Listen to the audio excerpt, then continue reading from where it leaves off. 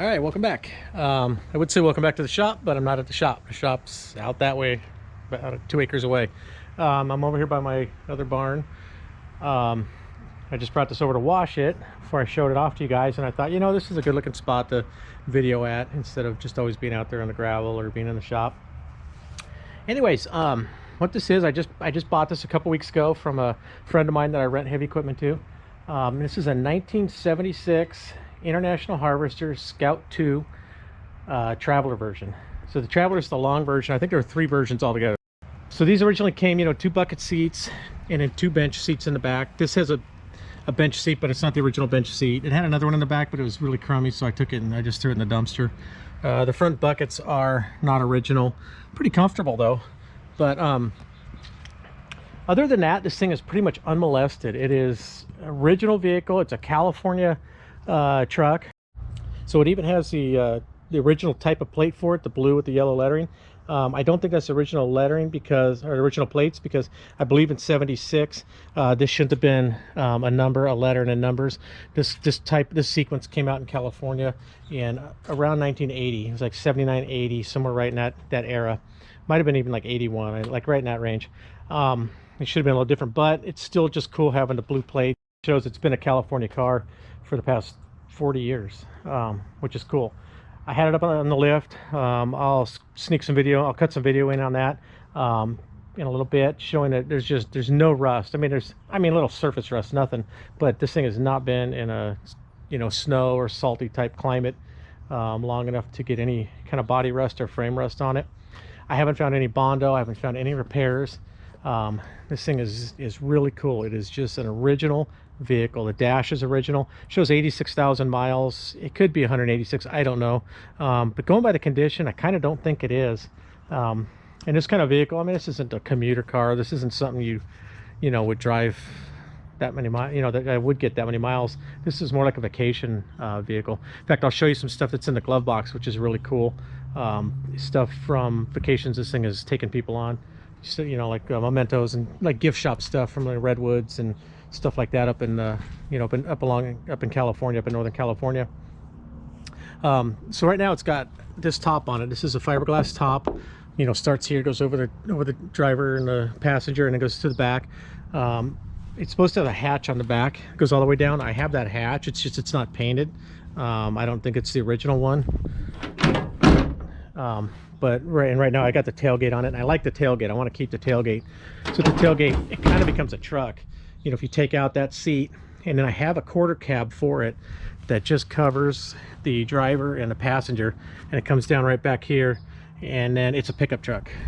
I also have, that came with it, is a soft top. It has a frame that mounts all the way along the top of the bed lines here and up to the front, and it's got roll down sides. So that's really cool too. It's got the trailer hitch on the back. I'm not sure why it's got 3. I guess you could tow 3 trailers at once. I don't know. Probably for a luggage rack type of thing, you know, like a cargo rack to go in the back. I'm not sure. I'm not sure what you could really tow with this thing, because it's actually kind of gutless. I'll go over the motor in just a second. So since I got it, all I've done to it, I just washed it. I put new tires on it just yesterday. The ones that were on it had good tread, but they were just old and cracked. They've been on there way too long. One issue that it did have is that you didn't need a key to start it when I got it. You could just turn this without the key in it. So I replaced this, you know, the key switch, and then I also replaced the switch up inside, up on top of the column, because what they had was a push button start here, and somebody had just kind of wired in a push button start because this wasn't working right. And I know why it wasn't working right, because there's a rod, or like a aluminum kind of rod thing that goes down to the main rod that goes to the switch, and those wear out, and then you don't have enough throw, so you got to turn it and it doesn't pull the switch far enough. So what I did, I just adjusted the switch up a little bit so that works, so it starts. But when I click the key back for the accessory, I don't get my accessory because it doesn't turn it far enough. But I don't care, because I'm not gonna just sit here and listen to the radio in this thing. If I want to do that, I'll just turn the key to on, and it won't matter, because one really cool thing about this, I don't have to worry about the coil getting hot from the key sitting on, because it's a diesel. So that's actually what this lever's for right here. That's the kill switch for the engine. pull that to open the hood. So now this doesn't have, you know, it's got the original gauges, they all work. It's got a couple add-on gauges that don't work. I'm gonna have to check those out.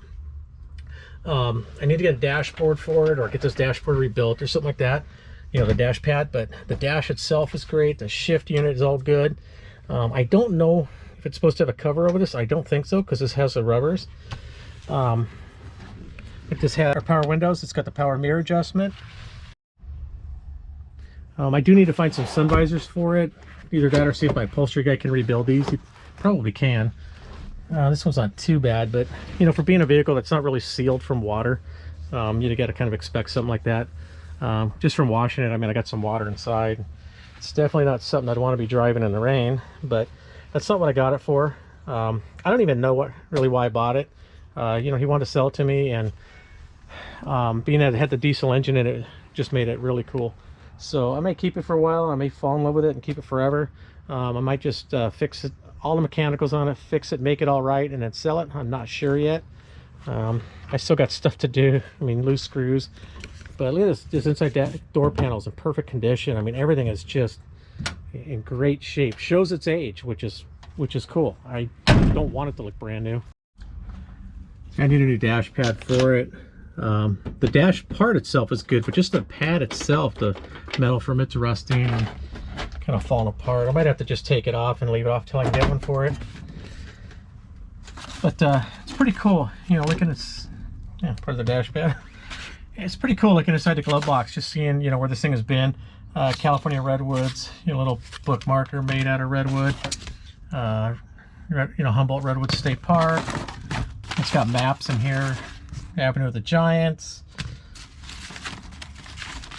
Just pretty cool looking through this thing and seeing a little bit of history of where it's been. And, you know, kind of what this vehicle's for. This is perfect for what this vehicle is. Got the, you know, adventure pass, you know, for the national parks. You know, we don't pay enough taxes. You know, of course, we got to pay an extra fee to get into our parks that we already pay for, but you know, whatever. It's got the owner's manual. I doubt this is the original owner's manual. It just looks like it's in too good a shape, but you can buy these. You can still find this stuff online. Okay, so let's go ahead and pop the hood. Got power brakes. It's got power steering. I got dual batteries in it because it's diesel. And here's what's kind of cool here, I guess. I mean, I don't like Nissan at all, but this is Chrysler Nissan diesel, which is really cool. So I don't know if it was a collaboration between the two, or if it was just a Nissan and they just made a valve cover for it when they said, hey, we're gonna, you know, we want to buy these engines to put in these Scouts. One reason they did the diesel, you know, because back when Gerald Ford was president, and then going through Jimmy Carter, you know, we had the OPEC oil shortage thing. You know, the OPEC was messing with us, and you know, we had a big gas shortage. A lot of people, you know, if you're younger than me, you don't know about it. I remember I was a kid. I was 8 years old when this was made, but I remember only being able to buy gas every other day. They'd look at the last number of your license plate, and if it was an odd number, that was the day you got to go get gas. If you needed gas and you were out of gas and it was the day for the even numbers, you were out of luck. You didn't get any gas, and you were only allowed 20 gallons worth of gas at a fill-up. And so what they did, that's why they came out the diesel on this. And so it's just really cool because you were able to get diesel, you know, without a problem. And diesel was so cheap. You know, when back then when gas prices hit $1, and it was like, that was a lot back then, right? It was like you know, 5 years ago when we were paying $5 a gallon for gas, diesel was like 35 cents a gallon, 25 cents a gallon. I don't think it was taxed the same. You know, it's really cheap. And if you know, you were on a farm, or like we were into heavy equipment, you know, I grew up with my dad owning a heavy equipment company. Pretty much get the diesel free, because 20 gallons of diesel would disappear like that. It wouldn't really matter, you know. You know, when your equipment's burning 250 gallons a day, this thing would be free to drive for somebody like that. All right, and then one other thing I did to it, I changed the oil because the oil was really black. And every time I buy something, I change the oil because I don't know what it is. Put fuel filters on it. This was the toughest diesel I've ever had to bleed the air out of the system after changing the filters. I put the screw on canister, or the screw on, and I changed the cartridge type one. I had to bleed the fuel injection pump here. I had to bleed injector lines here. I had to bleed injector lines here. I was pumping the thing like crazy, and it took me 45 minutes to prime this thing back up after changing the filters. So not a fun job on this particular diesel engine. So, and one other indication that this thing was really just like a recreational vehicle, it sat around a lot. Anyway, someone along the line put this battery minder on here. You set it for what batteries you have and whatever. And he's got it wired down to here. Well, you just plug the extension cord in to keep the batteries charged up, because this thing's going to sit for a long time. You know, if I was still into camping, I used to be into camping a lot when my boys were in Boy Scouts, and I just kind of got sick of tent camping. I got sick of you know, going out and doing that. Now I just try to do day trips or stay in a hotel or whatever. I guess maybe I'm getting lazy, but this thing would be great for camping in. Just, you could get rid of that seat for one thing, and then just, you could put a pad in here, have your sleeping bag in here, have all your gear in here, and this thing would be perfect for that. One thing I like about these International Scouts is the lines on this thing. The front end is so cool looking. It's just squared. It's beautiful clean lines on this thing. I love the grill, the way the hood comes up. Everything about this thing is just cool.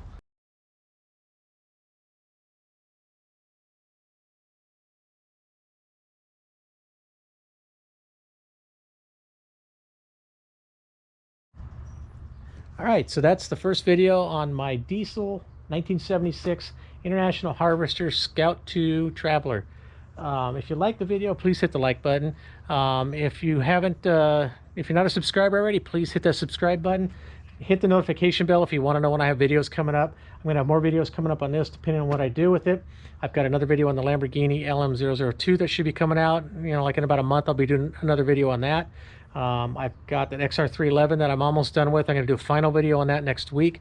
I've got two more military growlers in the back that I'm working on, and I've got two more coming in. So hit that bell so you know when my videos come out. And I hope you enjoyed the video on this Scout, and thank you for watching, and have a great day. Thanks.